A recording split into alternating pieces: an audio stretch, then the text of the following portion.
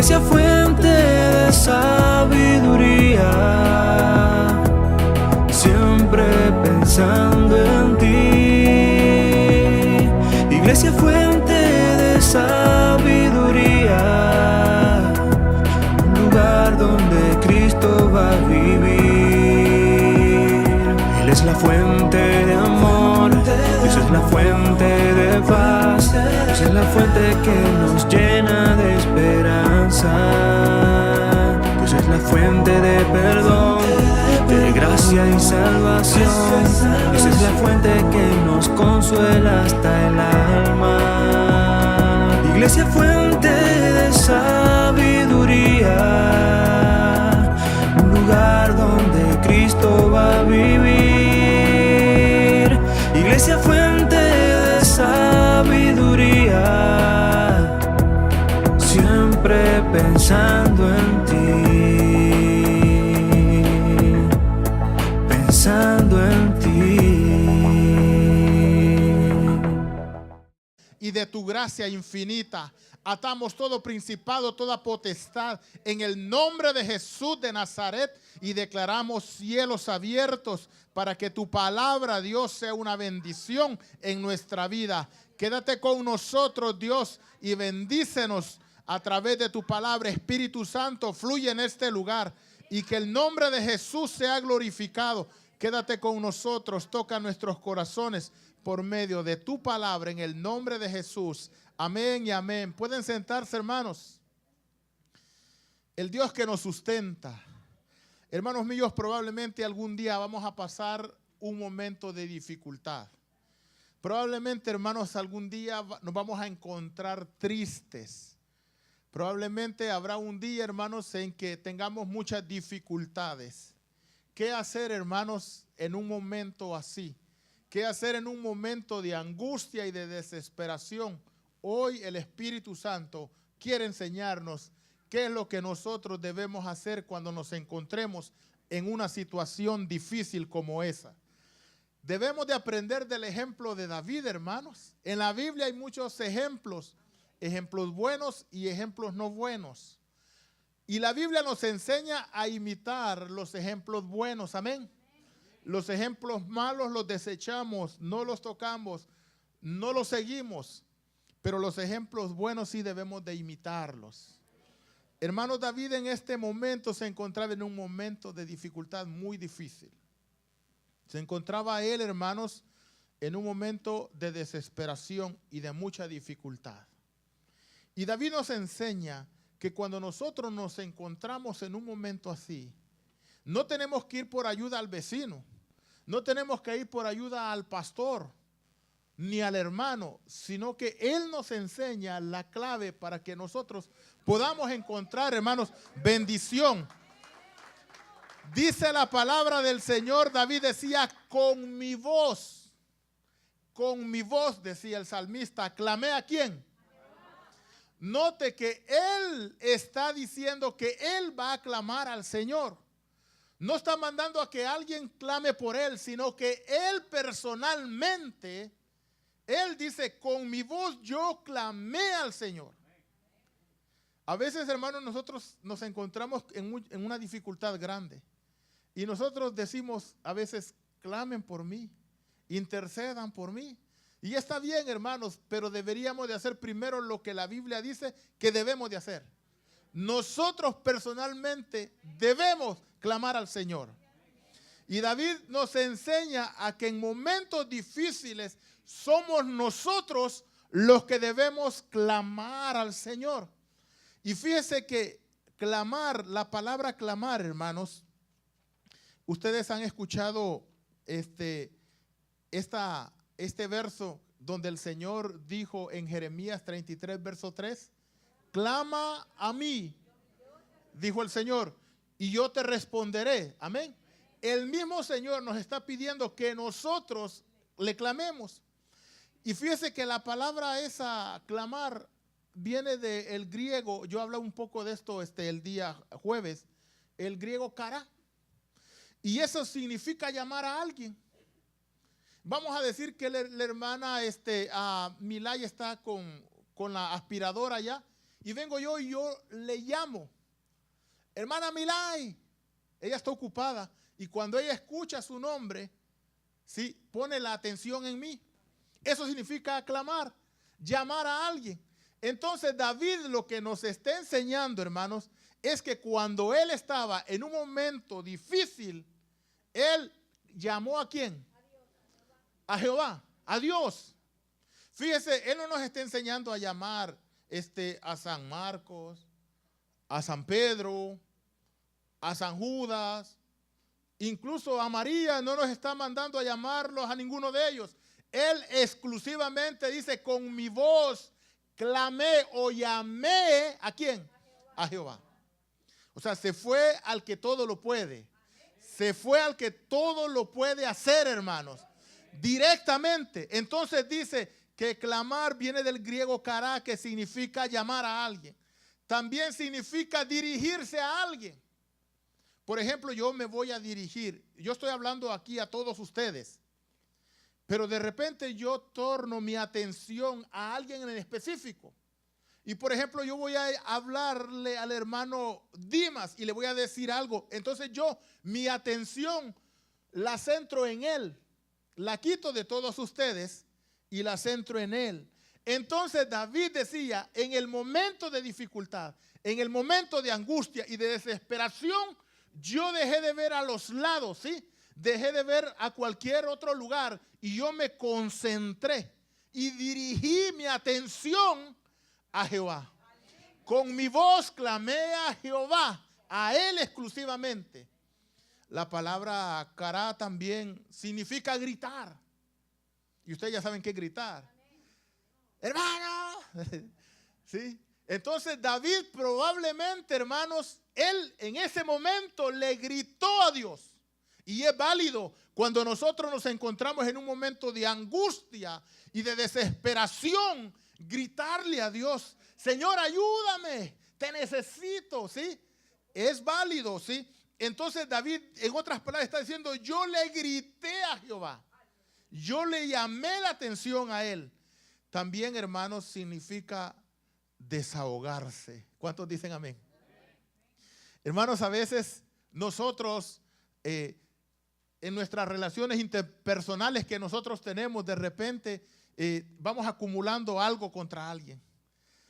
Y llega el momento en que tenemos esa conversación con ese alguien. Y entonces decimos nosotros, y yo me desahogué. Yo le dije todo lo que le tenía que decir y ya me siento como bien, por decir así. Entonces David, la idea que está dando allí es que él estaba cargado, angustiado, desesperado. Sí, traía muchas cosas dentro de su corazón, pero dice que buscó a Jehová y se desahogó. Hermanos, ¿y cómo se siente cuando uno se desahoga? Como tranquilo, como ya. Entonces él, hermanos, estaba angustiado, desesperado, pero vino a la presencia de Jehová y se desahogó.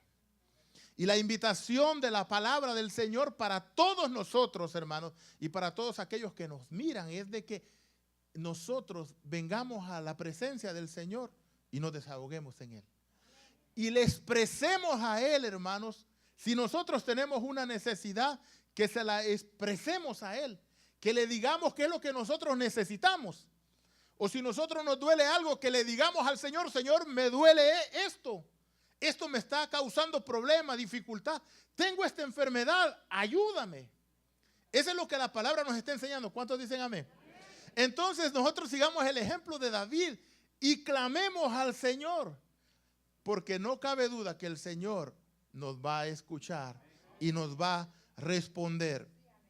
En otras palabras, en otras partes de la Biblia, nosotros vemos cuando el pueblo de Dios, hermanos, clamó a él. Por ejemplo, veamos Jueces capítulo 3. El libro de Jueces en el capítulo 3. Jueces capítulo 3, versículo 9. Jueces capítulo 3, versículo 9. ¿Lo tiene? Dice así: entonces clamaron, ¿quiénes, hermanos? Los hijos de Israel. ¿A quién le clamaron? a Jehová, y Jehová levantó un libertador a los hijos de Israel y los libró. Esto es a Otoniel, hijo de Cenaz, hermano menor de Caleb. Puede ver usted cómo el pueblo de Dios clamó al Señor, le gritó a Dios o se desahogó en el Señor y el Señor le escuchó.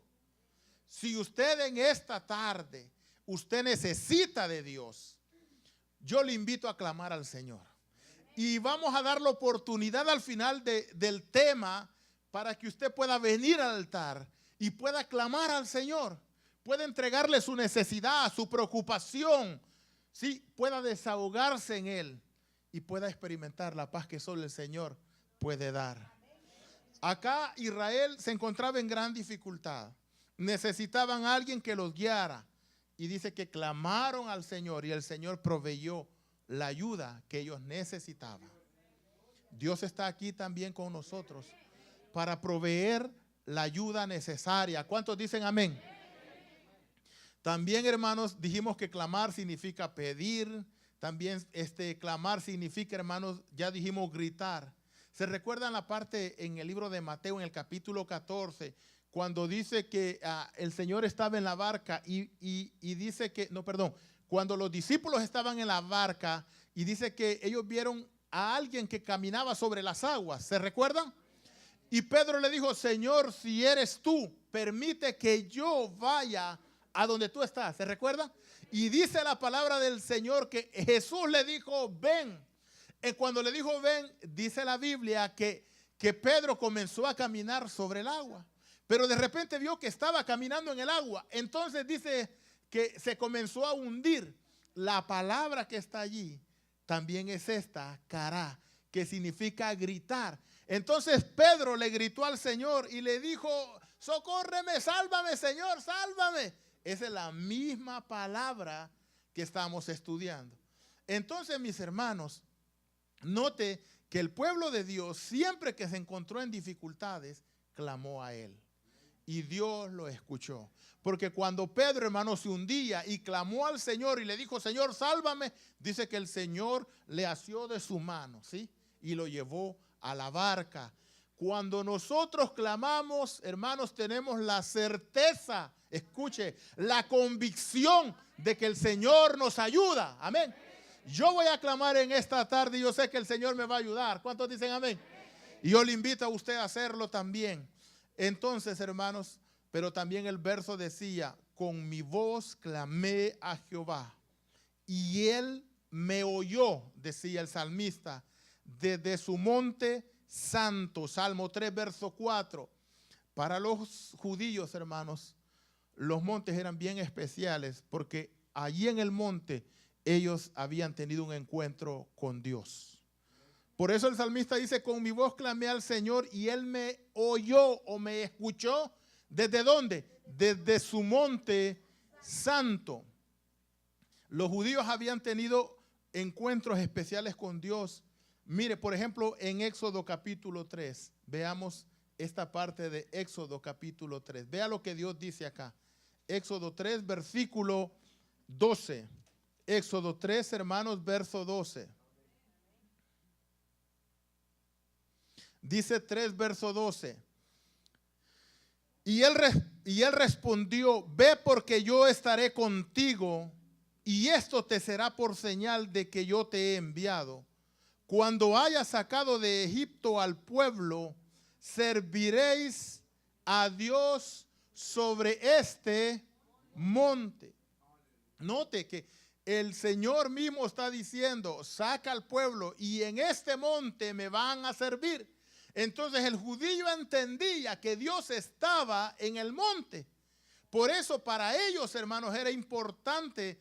En toda la Biblia nosotros vemos a los judíos yendo al monte a orar. Por ejemplo, Éxodo 19, verso 3, ahí cerquita, Éxodo 19, 3. Note qué interesante lo que dice también Éxodo 19, versículo. ¿Lo tiene? Y Moisés subió ¿a quién? Y Jehová lo llamó ¿desde dónde? desde el monte diciendo, así dirás a la casa de Jacob y anunciarás a los hijos de Israel. ¿En dónde estaba Dios, hermanos? En el monte. Por eso los judíos, hermanos, ellos cuando clamaban, en este caso de David, dice, con mi voz clamé al Señor y Él me oyó ¿desde dónde? Desde su monte santo. Pero ahora en el Nuevo Testamento, hermanos, Dios no solamente está en un monte, sino Dios está ¿en dónde? Está en todas partes, hermanos. Dios está en el cielo, está aquí en la tierra, está en cualquier lugar. Por eso nosotros podemos orar a Dios, podemos clamar a Dios en cualquier lugar y el Señor nos escucha. No necesitamos ir a un monte. Usted está aquí en la iglesia, ¿usted puede clamar al Señor? Claro que sí, porque Dios está aquí. Usted está en su casa, ¿le puede clamar al Señor? En su trabajo, ¿le puede clamar al Señor? En el parque, donde quiera. Usted, hoy, hermanos, la gracia es maravillosa, porque donde quiera que nosotros estemos, hermanos, podemos clamar al Señor y el Señor nos responde, nos escucha. Y es más, en el Nuevo Testamento dice la palabra del Señor que Jesús subió al monte, ¿a qué? A orar. Entonces, hermanos, para los judíos era muy, pero muy importante el monte, por decir así, porque allí ellos pensaban que allí estaba Dios y Dios los escuchaba. Y para nosotros es importante estar en la casa de Dios, porque en la casa de Dios, allí está Él. Antes de que nosotros llegásemos a este lugar, el Señor ya estaba aquí esperándonos y está aquí dispuesto a bendecirnos, dispuesto para ayudarnos. Él está contento de que hayamos venido a su casa a pasarla bien con Él, porque no hemos venido para estar tristes, no hemos venido, hermanos, a nosotros a chismear a este lugar. Hemos venido a alabar y glorificar el nombre del Señor. Amén. Dice la palabra del Señor también, dice, Dios me respondió desde su monte santo. Esa era la certeza que David tenía, que cada vez que él clamara, el Señor le iba a responder. Y note que David era un hombre que había tenido una vida llena de dificultades. David fue un hombre, hermanos, que tuvo muchas dificultades a lo largo de toda su vida. Fíjese que él nació en una familia numerosa y humanamente hablando, y si entendemos el sistema antiguo, era bien difícil que David llegara a ser lo que llegó a ser. Porque en el Antiguo Testamento, hermanos, el privilegiado era el primogénito. Entonces, y si faltaba el primogénito, era el que le seguía. Y David, hermano, no era ni el primogénito ni el que seguía al primogénito. Pero aún así, hermano, David llegó a ser algo grande, ¿sí? Todos nosotros sabemos que él llegó a ser rey sobre todo Israel. Y eso nos muestra a nosotros que la gracia de Dios, la misericordia de Dios es tan grande que no importa cuál sea la condición en la que nosotros hayamos nacido. Y no importa, hermanos, si no tenemos ninguna posibilidad humanamente hablando. Porque Dios lo puede hacer todo, amén. Porque Dios es especialista en hacer las cosas imposibles. Mire, las cosas sencillas Dios nos las deja a nosotros. Pero las cosas imposibles, de esas cosas, Él se encarga. Entonces nosotros, hermanos, hagamos lo que nos toca hacer. Por ejemplo, el próximo domingo tenemos la campaña, el próximo fin de semana. Yo le he dicho al Señor, estamos haciendo lo que humanamente podemos hacer. Hemos decretado 50 días de oración, los terminamos el jueves, hermano. Este jueves que viene lo vamos a terminar. 3 semanas de ayuno, las terminamos esta semana que viene. Hermanos, hemos promocionado la campaña por las redes sociales y hemos sacado copias. Y yo fui el sábado a repartir con la hermana Milá y la pastora. Fuimos a repartir para que la gente pueda venir a la iglesia. Y les hemos traído a ustedes para que ustedes la repartan. Entonces, tenemos el predicador que lo hemos invitado, ¿sí? Y hermanos, tenemos los que nos van a ayudar el día sábado, porque van a ser 3 noches de gloria, viernes, sábado y domingo.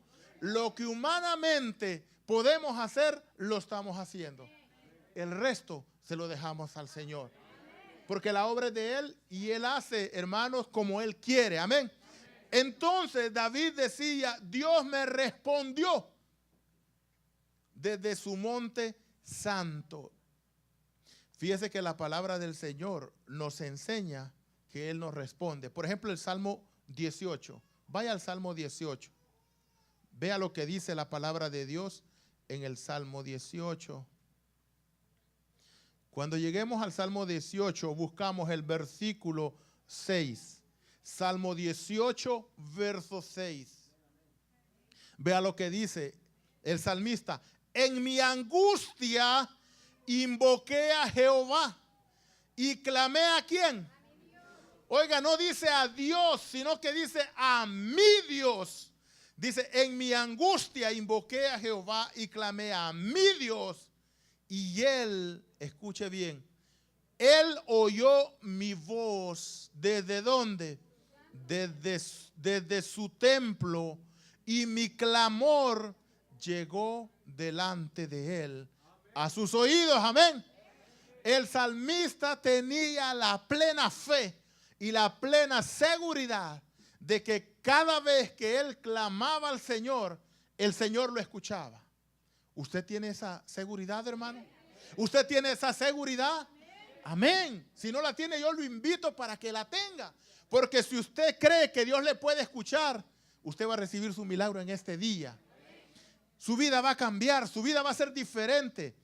Note que el salmista allá en el Salmo 3 dice, con mi voz clamé y Él me oyó. Y aquí nuevamente dice, en mi angustia, hermanos, en mi desesperación, clamé al Señor y Él me escuchó. ¿Cuántos dicen amén?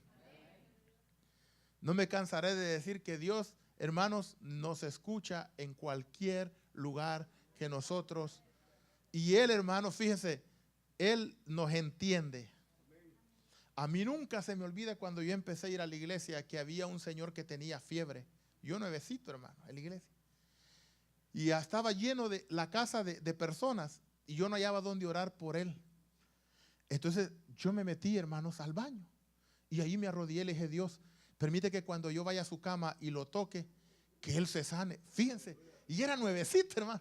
Y me arrodillé allí, a espaldas así, en la puerta así. Y luego salí. Y llegué así, como con así, y le puse la mano así en la frente. Y en mi mente solo dije, Señor, sánalo. ¿Y sabe qué? Hermano, la gloria sea para el Señor. Ese hombre lo dejó la fiebre. A mí eso nunca se me olvida. Que Dios lo sanó a él. Hermano, porque Dios escucha la oración. Vea lo que dice el libro de Jonás en el capítulo 2, porque alguien podrá decir... Jonás en el capítulo 2.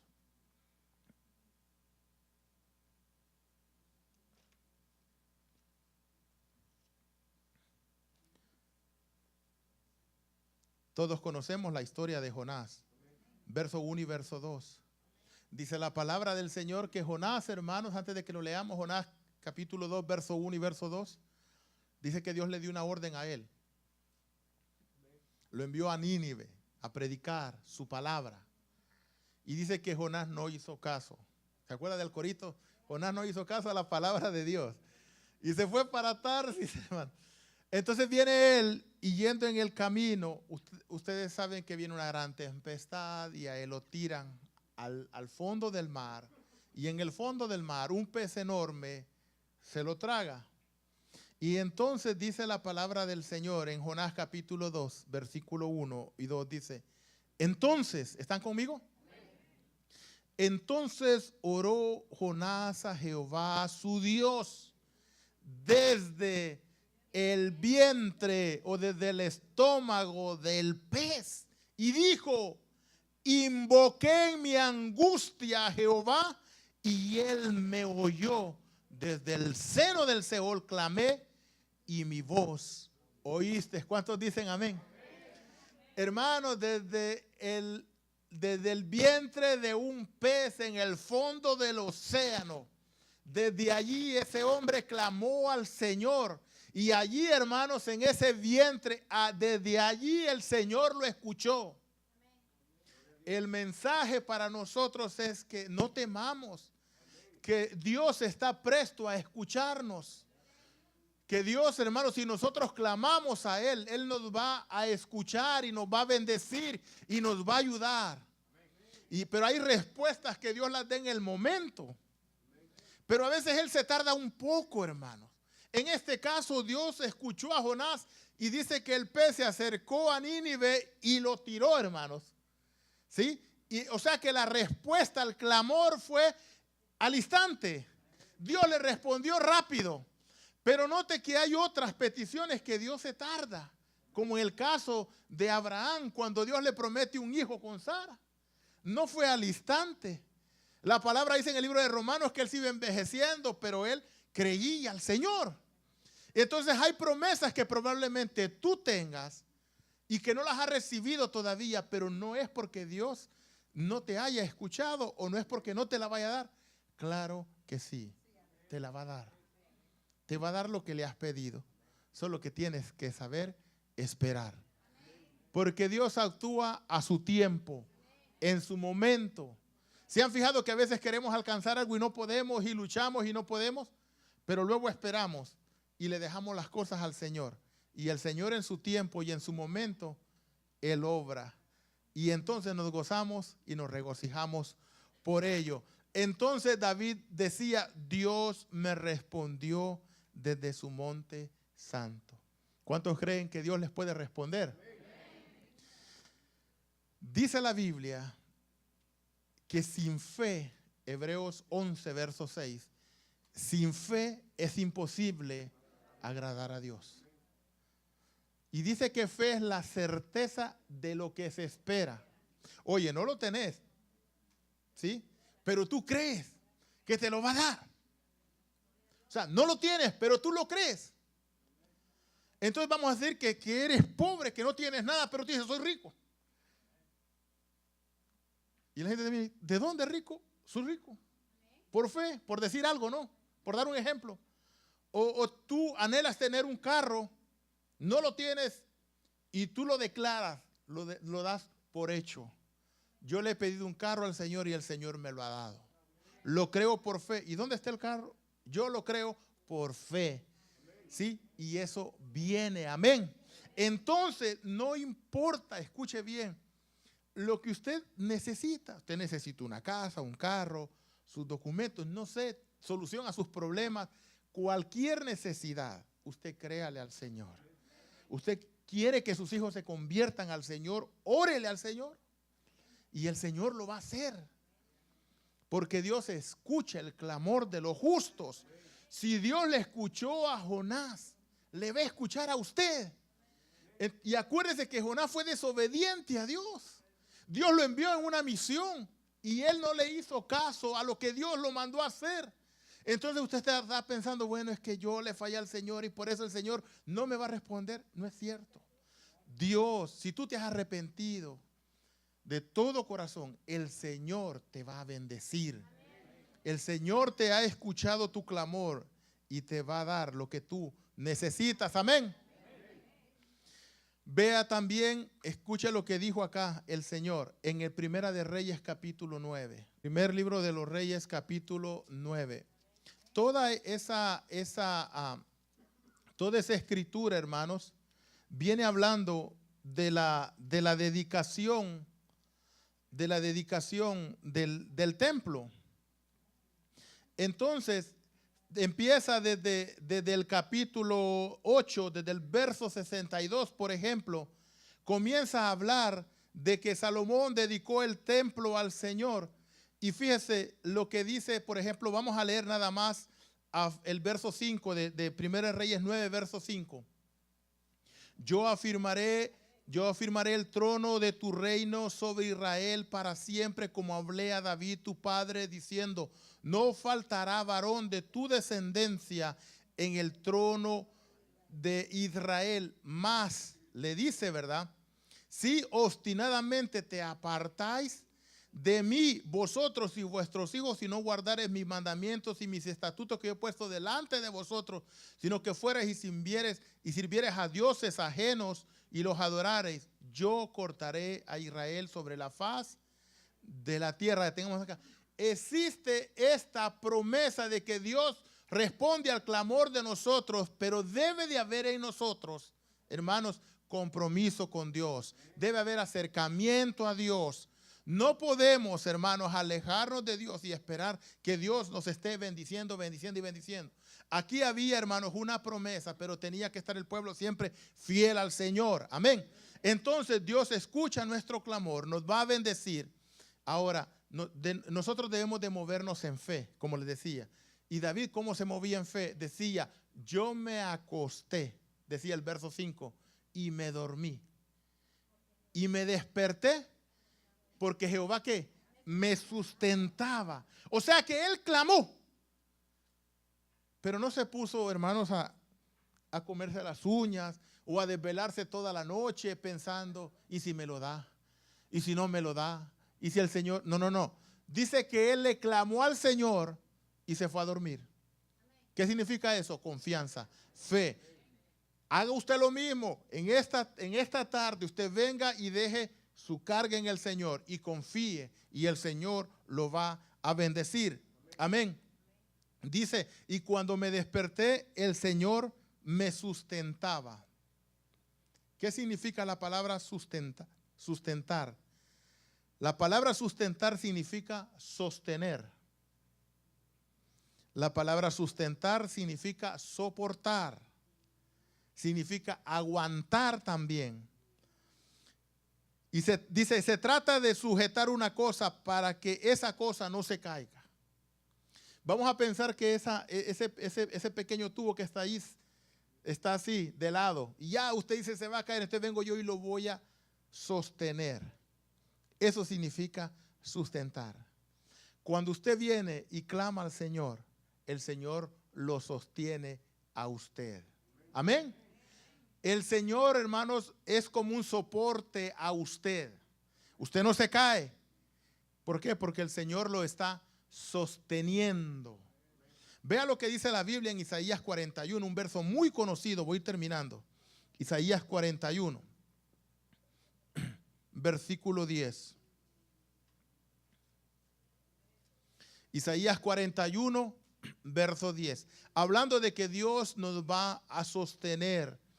Hablando de que Dios nos va a sustentar. De que Dios, hermanos, nos va a soportar, nos va a aguantar para que no nos caigamos. Isaías 41, versículo 10. ¿Están listos? ¿Abrió su espíritu y su corazón? Esta palabra es para usted y para mí. Yo estoy preparado y yo espero que usted también. Vea lo que dice el Espíritu aquí a la iglesia. No temas, porque yo estoy contigo. No desmayes, porque yo soy tu Dios, que te esfuerzo.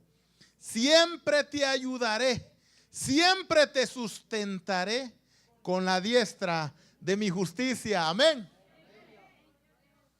¿Cuántos creen esta palabra, hermanos? Dijo el Señor aquí, no temas. Lo primero que viene a nosotros en la dificultad es el temor. ¿Y si pierdo la casa? ¿Y si pierdo el carro? ¿Y si no me sana el Señor? ¿Y si no se soluciona el problema que tengo? ¿Y si me despiden del trabajo? Dios dice, no temas. Y luego explica por qué no hay que temer. Luego dice, porque yo estoy contigo. Oiga, qué promesa más preciosa. El Señor les dice a ustedes y me dice a mí que Él está con nosotros. Y si Dios está con nosotros, ¿quién contra nosotros, hermanos? Y si Dios con nosotros, ¿quién contra nosotros? Nadie nos puede hacer daño, nadie nos puede derrotar. No desmayes. A veces uno se siente cansado. A veces a uno no le salen las cosas como uno piensa. Porque cuando planeamos de una manera positiva. Pero no siempre nos salen las cosas como pensamos. Pero si no nos van saliendo las cosas como deben de ser, el Señor nos dice a nosotros que no desmayemos. Entonces, si hay aquí alguien que ya está cansadito, si hay alguien que dice, no, yo creo que ya no sigo, el Señor te dice, mentira. Sigue adelante porque yo estoy contigo. Dice, yo soy el que te esfuerzo. Luego dice una palabra y siempre te ayudaré. Hermanos, dice siempre. Siempre. ¿Entienden esa palabra? Siempre. Dios siempre te va a ayudar. Siempre te va a sostener. Siempre va a estar contigo. Nunca se va a apartar de ti. Yo pregunto algo. Tú tienes un hijo pequeño, una hija pequeña. Pero si tu niño hace algo indebido, ¿tú lo dejas? ¿Lo abandonas? ¿Lo desechas? No. Él sigue siendo tu hijo. Cuando el Señor nos habla en la parábola del hijo pródigo, menciona que uno de los hijos se fue a gastar toda, el menor, la herencia. Y note que cuando él regresó, el padre no le reprochó nada. El padre no lo desechó. Dice la escritura que el padre lo estaba esperando. Y dice que con los brazos abiertos, y hizo una fiesta con el hijo, porque el padre ama al hijo. Y usted es un hijo de Dios. Yo soy un hijo de Dios. Entonces hay alguien que nos ama. Y ese alguien no nos va a dejar, hermanos. Siempre va a estar con nosotros. Siempre nos va a ayudar. Siempre nos va a sostener. Y por último, Él siempre nos va a sustentar. Cuando estemos a punto de caer, Él nos va a sostener. Cuando nuestras fuerzas se vayan debilitando, Él nos va a fortalecer. Es promesa de Dios para nuestra vida. Entonces David, hermanos, David se encontraba en un momento difícil. Volvamos al Salmo 3 para concluir. El Salmo 3. Y en ese momento de dificultad, hermanos, David expresa esta porción maravillosa. Mire lo que dice el verso 1 del Salmo 3. ¿Lo tiene? Termino con esto. Oh Jehová, cuánto se han multiplicado mis adversarios. Muchos son los que se levantan contra mí. Muchos son los que dicen de mí, no hay para él salvación en Dios. Mas tú, Jehová, eres escudo alrededor de mí, mi gloria y el que levanta mi cabeza. Amén. Dios, tú eres mi gloria. ¿Para cuántos la gloria es el Señor? Amén. ¿Quiere ponerse de pie? ¿Quiere ponerse de pie?